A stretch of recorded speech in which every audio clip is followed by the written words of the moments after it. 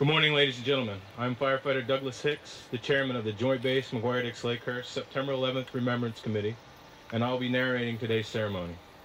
As a reminder, during the presentation of the colors, our guests should render the proper customs and courtesies. We request that all electronic devices be silenced for the duration of the ceremony. Thank you.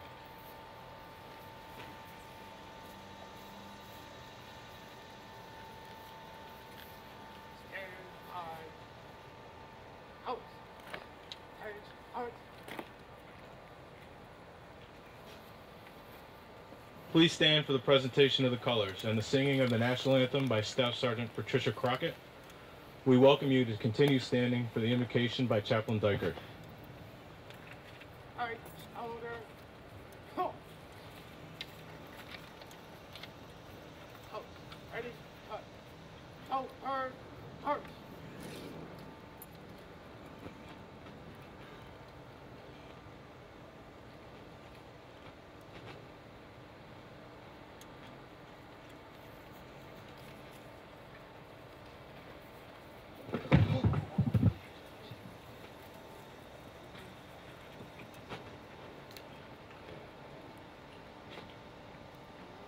Hold. Hold.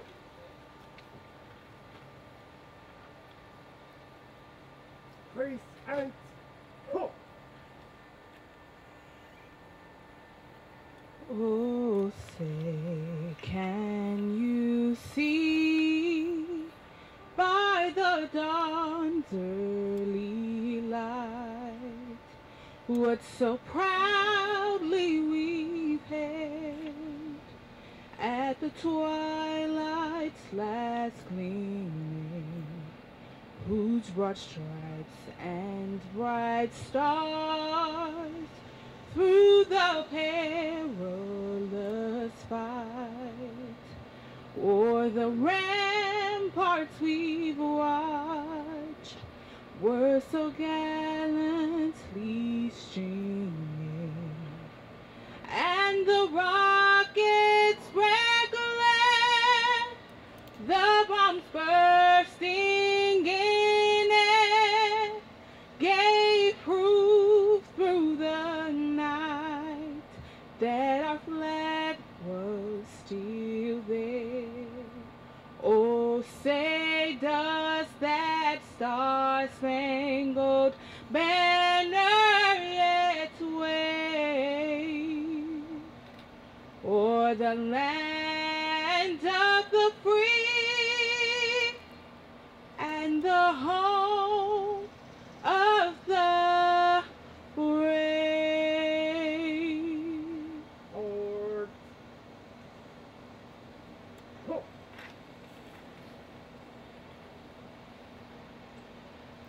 Coast. Coast turn. March.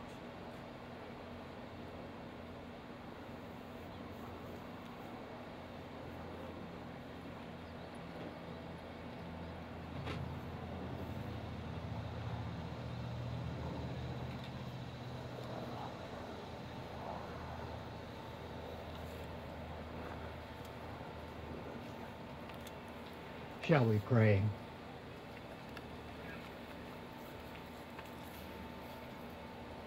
Almighty God, the words 9/11 evoke a spectrum of lingering emotion from all assembled today.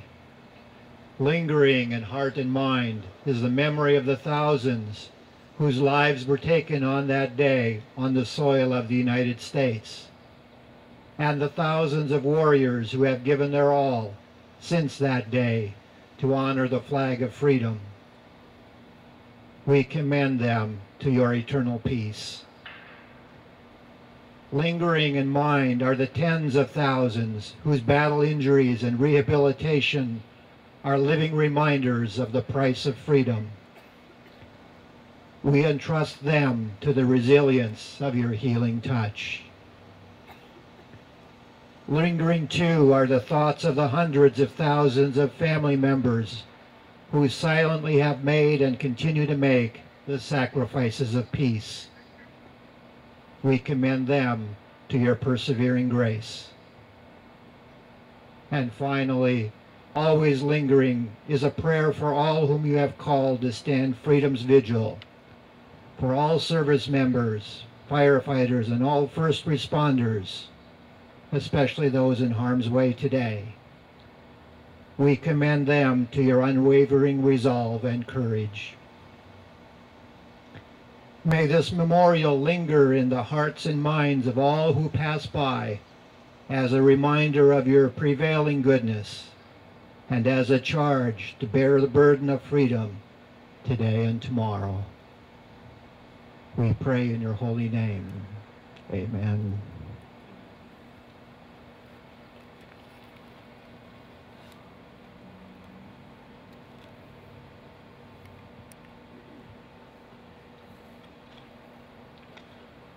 You may be seated. Thank you, Staff Sergeant Crockett and Chaplain Dykert. Today we come together to honor the memory and sacrifice of nearly 3,000 Americans made 15 years ago by dedicating the Joint Base McGuire-Dix-Lakehurst September 11th Remembrance Memorial. At this time, I would like to invite Captain Bergen to deliver the opening remarks.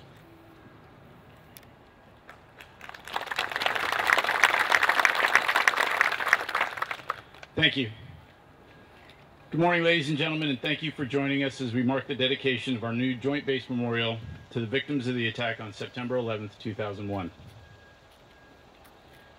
15 years ago, and like many of you, I can remember the events of that morning more clearly than I can remember what I did last weekend.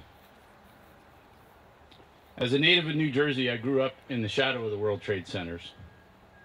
I couldn't watch a Giants game, a Yankees game, a Ranger game, a Knicks game, without seeing those beautiful buildings as they represented not only New York City, but the greater tri-state area.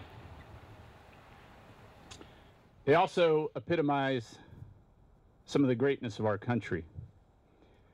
To me, their height symbolized the loftiness of the ideals of our founding fathers. The brilliance represented the skill of the American worker. And the thousands of people from all over the world that worked there showed that it was a center of greatness. On the day of the attacks, we learned something more. In the horror that ensued, we saw bravery of hundreds of first responders who ran into the buildings and shepherded thousands of potential victims to safety. And then they went back in to try and save more, but they never came out. More than 300 police, firefighters, paramedics perished in those once beautiful towers. As I watched the attacks unfold while on board the USS John F. Kennedy, I realized my youthly days were gone and I would be going to war. I and those of my generation and the generation that followed me were strengthened by the incredible courageousness of those first responders who were among its first victims. Their fearlessness steeled our resolve.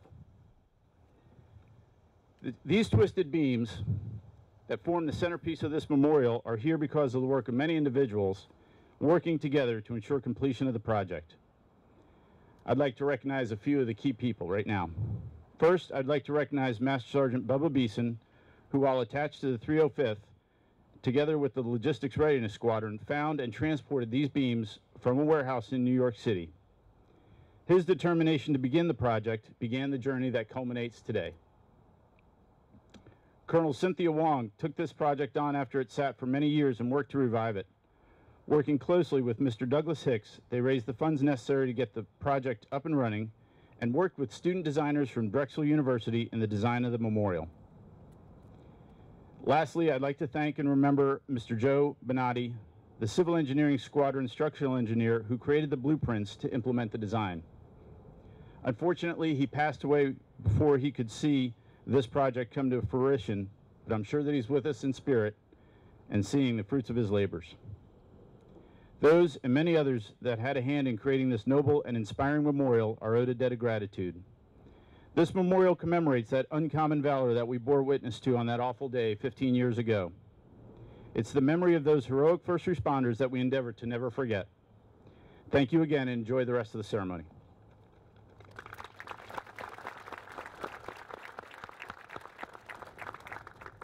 Thank you, Captain Bergen. Please join me in welcoming Captain Simon Resner, who has agreed to address the audience this morning.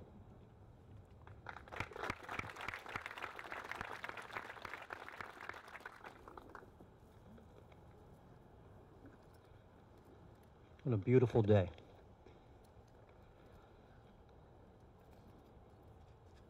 I'd like to thank Captain Bergen and Colonel Wong, firefighter Doug Hicks, for inviting me to be here, and it's a true honor to represent the New York City Fire Department. And it's also a privilege to meet and thank our brothers and sisters of the military. I think it's important that we continue to support all of you, as well as the many veterans who have already given so much for this country.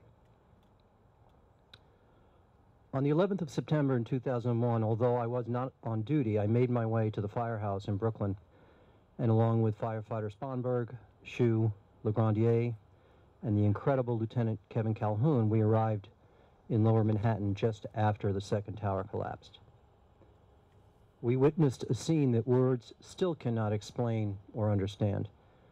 We were joined by other firefighters, police officers, emergency medical workers, and later that day, military fighter jets. In that long day and night that we were there, the sight of those jets circling was one of the few comforts we experienced. Even now, 15 years later, that image is still fresh in my mind, like that clear, beautiful blue sky. The respect and admiration showered on the FDNY in the aftermath of the attacks is truly echoed by the slogan, "We support our troops." It comes out of violent times, but that admiration comes from the public's recognition that those of us and those of you who face the worst are acting at our best. We act out of love and devotion to our fellow human beings, and especially for those in trouble or in need. It is what every decent human being aspires to. I'm here to join all of you in dedicating a memorial comprised of these pieces of steel from the World Trade Center. Like all memorials, the meaning really comes from what these pieces inspire in us. Through explosions, fires, and the unimaginable collapse of two imposing towers, this steel remained a symbol of endurance and survival. This memorial reminds me of the determination of all those who believe that there is nothing more important than their fellow human beings. It is a paradox. We are in continuing war to let peace, love, and respect be the dominant forces in the world. It would be naive not to recognize that there are enemies in this battle, but I believe that they are fighting a losing cause. Although these are times when we witness horrors of war in Syria, attacks against the defenseless in our own country, Europe, Afghanistan, and Iraq, I believe that this battle for love and peace is worth fighting.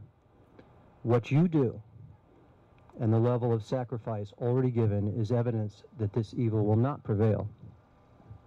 The other day I was at Ground Zero for our ceremony, and it is barely recognizable to me as the same place it was that beautiful sunny September morning.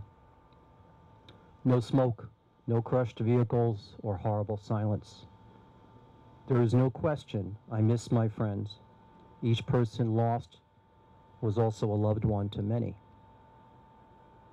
Those wounds are impossible to fathom, although I wish every family, military and otherwise, living with this loss finds comfort and hope by looking around at the people here and the people everywhere who simply want to live their lives in peace. The other day, a little girl I know explained to me that her beautiful butterfly piñata was heavy because of all the candy inside. If that doesn't express the beauty of what we all hope for our children and their children and our friends, I don't know what does. Thank you all for doing what you do to keep us safe. Thank you to your families for enduring the worry and solitude of your profession. Let's all go out and fight that battle for peace, because we will prevail. Thank you very much.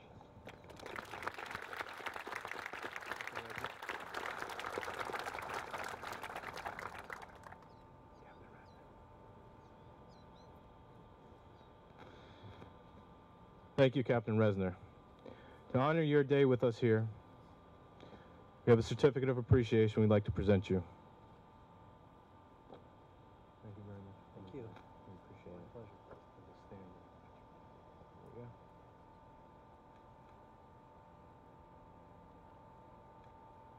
Thank you very much.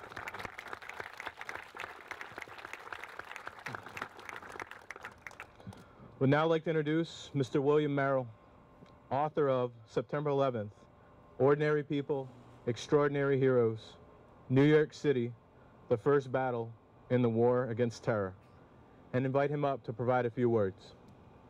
Thank you very much for allowing me to be here. It's a great honor, actually, to be a part of this ceremony. 15 years ago yesterday, American Airlines Flight 11 left Logan Airport out in Boston at 1:08. A second plane, a United Airlines flight, took off from the same airport a few minutes later. Within a half an hour, both of those planes had been hijacked. The first plane crashed into the North Tower at 8:47. The second plane hit the South Tower 16 minutes later. Chief of the New York Fire Department, Peter Gansey, Assistant Chiefs Sal Casano and Gerard Barbara, along with the Chief of Operations, Donald Burns, were having coffee as they planned their week's activity when they heard on the radio that there was an explosion at the Twin Towers. So they went immediately to Peter Gansey's office, where they had a good view of the Twin Towers, and they saw the massive explosion. At first they thought it might have been a propane cylinder. They immediately went down to the site, and as they arrived they saw another explosion, which Sal Casano told me, the assistant chief told me, that he at first thought it was a secondary explosion, but then they had to duck into a parking garage because there was falling glass and debris. There had already been a command post set up by the fire department, and Chief Casano directed that it be moved a little bit further away from the North Tower. When the first tower fell, Chief Peter Gansey and the Deputy Fire Commissioner William Feehan ducked into a parking garage by the post office. Gansey then ordered Casano to move the command post further away. As Sal Casano was returning, the second tower fell. He started to run, but he decided he could not run the building. He dove underneath a fire truck, where he nearly died. He could barely breathe. When it cleared up a little bit, he was treated. He got out, he was treated, and went back to work at an almost deserted headquarters in the fire department. Chief Peter Gansey was killed. Deputy Commissioner William Feehan was killed. Meanwhile, on the 104th floor of the South Tower, a young man named Wells Crowther was an equity trader working there. He, like his father, was a volunteer firefighter. After the plane hit, the lights were out, there was smoke, there was dust. He called his parents and he left a voicemail saying that he was okay, but there was a lot of tension in his voice. He went to the 78th floor, where he found a group of people, many of whom had been injured, who were afraid to move into the darkness. He said, "If you can get up and walk, come with me now. Help someone if you can. There are some people here that we can't help, but we have to go down now. Follow me, I know the way." Some of those people followed him, and he led them to the 61st floor through the only stairway that was actually still usable. There it was clear and the lights were on. Then he went back up and got a second group of people. He went back a third time and got the rest of them, brought them down this time to the 40th floor, where they found a working elevator. They took the elevator down to the ground floor, and there he met again, Chief of Operations Donald Burns. And the two of them prepared to get a Jaws of Life machine to free people who had been trapped. as they were working on that, the building collapsed. Both of them were blown out of the building, and the building fell in 8 seconds. Both of them were killed. Wells Crowther's parents didn't know what had happened to him. 6 months later, his father, who didn't want to read or hear anything about 9/11, saw an article in the New York Times about 9/11, and he gave it to his wife, who wanted to read everything she could find on 9/11. There was an article in there that reported 2 different women had been helped downstairs by a man wearing a red bandana. Now, when Wells Crowther was a young boy, about 5 or 6 years old, he noticed that his father had a white handkerchief in his lapel pocket, and he asked if he might have one also. And his father folded a handkerchief, put it in his lapel pocket, and gave him a bandana, a red bandana, and said, "The white one is for show, the red one is if you need a handkerchief."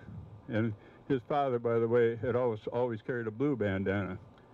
Wells Crowther literally carried that red bandana for the rest of his life. When he was playing hockey, he had it under his helmet. He got some kidding about that, by the way. But at this point then, his parents understood what had happened to their son and what a hero he was. When retired firefighter Bob Beckwith, 69 years old, was living out on Staten Island on 9/11, his grandson lived a few blocks away, was hit by a car. He was on his bicycle, broke his arm. So Bob followed the ambulance to the hospital, and he heard that a small plane had hit the Twin Towers. When he got back home, he found out what had really happened. He said, "I'm going down there." His family said, "Let the young guys do this, you're too old." And he said, "Okay." He didn't go. 2 days later, he found out that Jimmy Boyle's son was missing, Jimmy Boyle's son, Michael. Jimmy Boyle was a former president of the New York Firefighters Union. He said, "That's it, I'm going down there." Well, the bridges and tunnels were all closed to traffic, so he followed a police car through the cones, drove his car across the bridge, and parked it at a fire station. He came to a police checkpoint, showed him his ID, and of course he had his helmet, and they let him go. Then he came to a National Guard checkpoint, and they said, "I don't care who you are, you're not going forward." And he said, "Well, he told me, I lied a little. I told him I was late, and I had to get down there, I'd be in trouble." So they let him go too. Well, they got down there, and there was a fire truck that had been buried in debris, and he and some other people thought that, they would dig it out, which they did, to see if anybody was under it. They dug it out, there was no one there. Then he heard that President Bush was coming. Well, then after a few minutes, he heard this chant, "USA, USA, USA."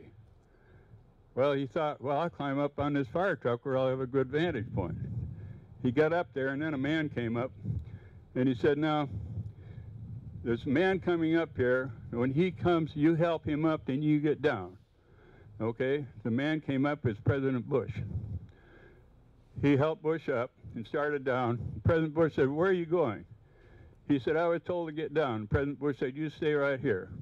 Now, you've probably all seen the picture of President Bush with his arm around the retired firefighter Bob Beckwith.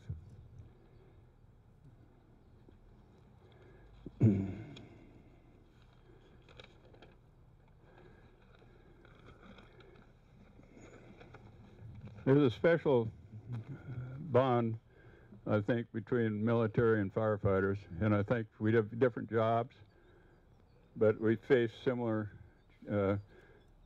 experiences, similar dangers, and I found in writing this book that I had a very easy very easy to establish rapport with firefighters. The retired firefighters from Brooklyn meet on Long Island each month for breakfast. And they raise, as part of their companionship, they raise money to support wounded warriors. And they go down to Walter Reed, They set up special events such as fishing trips. And one time, a couple of years ago, they set up a fishing trip off of Breezy Point. And they had a soldier that had no legs. And so they had chartered a boat, and they were carrying him up the stairs. And one of them said, let's cross our arms and do the fireman's carry and carry him up. And somebody can collapse their wheelchair and bring it up. And they started to do that. And then these firefighters, of course, are Yankee fans. And one of them looked at the wounded soldier and they said, is that a Red Sox cap he's wearing? Throw the SOB overboard.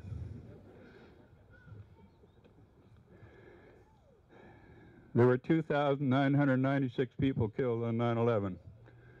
343 firefighters, 37 Port Authority police, 23 New York police. More than 5,400 Ground Zero reporters and others who lived, worked, and went to school in that area have come down with 9/11 cancers. The number has tripled in the last 2.5 years. As of June 30th, there were 5,441 people enrolled in the World Trade Center health program that had been diagnosed with cancers. This includes 128 firefighters from New York, 99 police officers from New York who have died from World Trade Center illnesses. The first responders had been told that it was safe to work down there. Many of them had these paper masks, which were actually inadequate for the toxic conditions where they were working. One of them, a firefighter named Jim Fortmeyer, wore an approved mask that was designed for toxic conditions.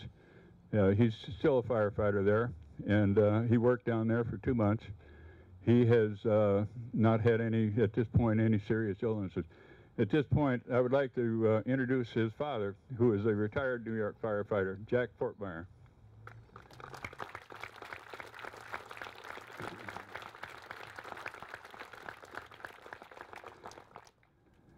And in closing, I have to say that 9/11 is today's Pearl Harbor. We will never forget 9/11. Thank you very much for allowing me to be here today.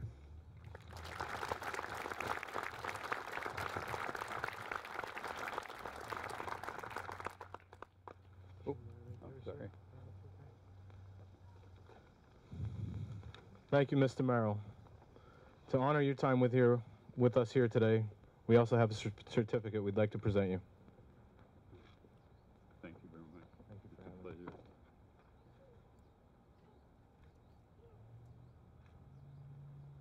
Thank you so much. Thank you, sir.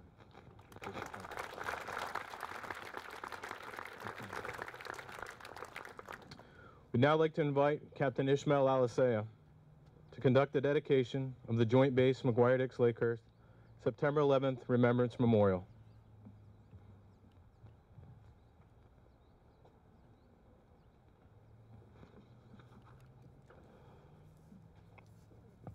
Good afternoon.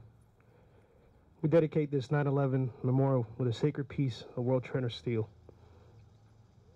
This will serve as a symbol and strength and resolve of the American people and our military who have courageously taken the fight to our enemies in the global war on terror. United we stand.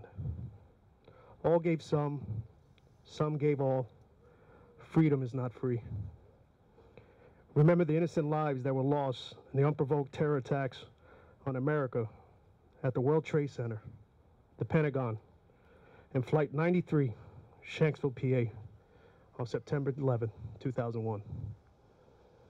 We honor all the first responders who bravely answered the call to duty and heroically performed on that fateful day, from leading those away from danger, from search and rescue operations, and emergency aid efforts.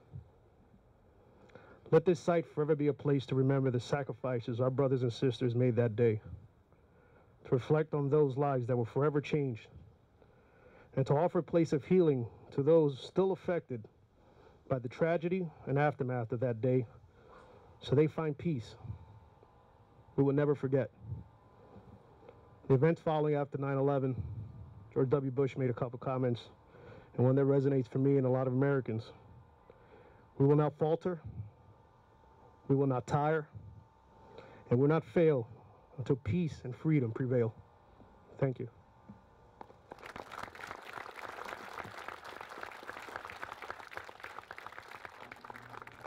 Thank you, Captain Alisea.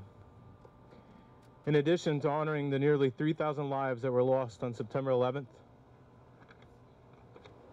2001, we would also like to take this time to honor our fallen airmen, soldiers, sailors, Marines, and Coast Guardsmen who, in support of the global operation to combat terrorism and keep this republic free, made the ultimate sacrifice. We pay tribute today to these men and women by the laying of a wreath adorned with yellow roses to evoke both the beauty and brevity of the lives of these gallant veterans. Taps will be played during the wreath laying. We ask that our guests stand and render the proper customs and courtesies and observe silence during the ceremony. Inspector Carter and Senior Airman Cote, will you please come forward to lay the wreath?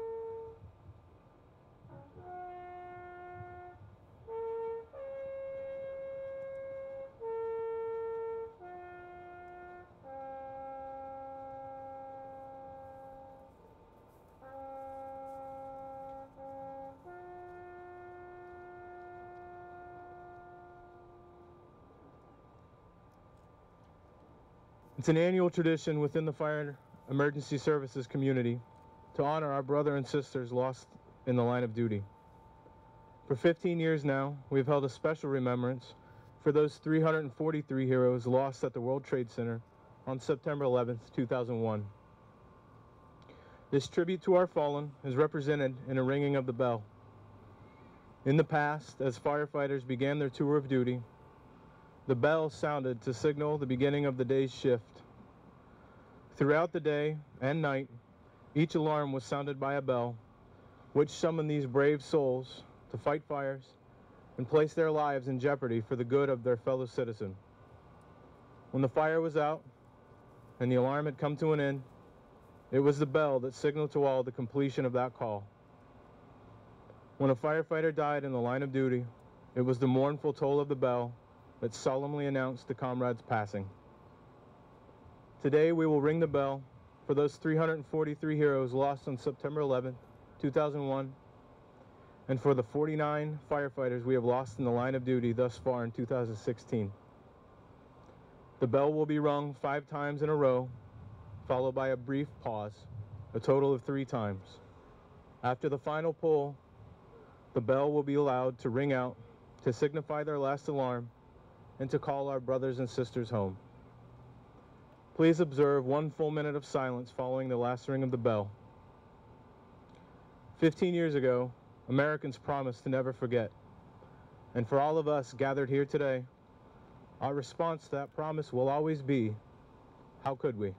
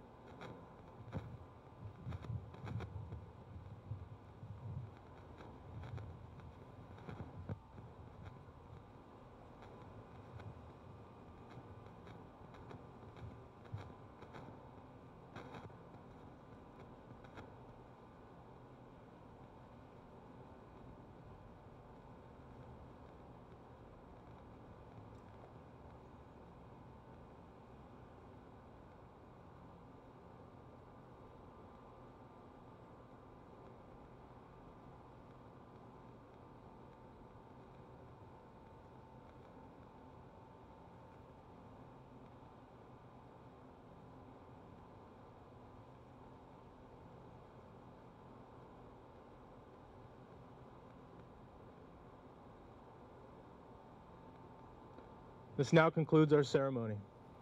We thank you for joining us to commemorate the dedication of the Joint Base McGuire-Dix Lakehurst September 11th Remembrance Memorial, and to help us honor our fallen brother and sister firefighters. We invite those guests who lost a loved one to take a flower or a rock and lay them upon the memorial in honor of that loved one. We also invite you to join us for some light refreshments in the station. Thank you.